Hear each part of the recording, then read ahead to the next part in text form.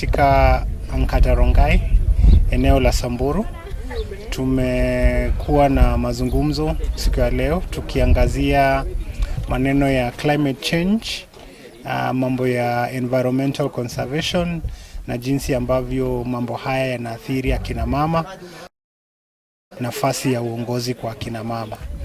Hii imekuwa ni mazungumzo yetu ya 6 tangu tuanze mazungumzo haya mwezi wa Julai, na tumekuwa tukiangazia changamoto tofauti ambazo zinaathiri wakina mama na haswa mambo ya uongozi ya akina mama.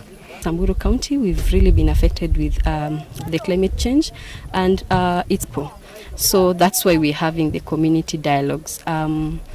We've seen that we've had lots of effects on climate change that is affecting our women, men, had cases of high number of GBV cases, which are caused by stress that these people go through. They lose livelihoods, which when they come back home, anything that triggers them leads to the GBV.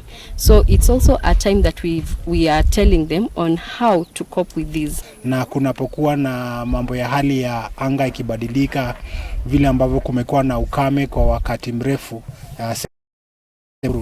inamaanisha kwamba mama wanashughulikia sana, wanachukua muda wao mwingi sana kushughulikia mambo ya kuteka maji, mambo ya kutafuta chakula na maneno kama hayo. Kwa hivyo hawana nafasi tena ya kuweza kushiriki katika mambo ya uongozi.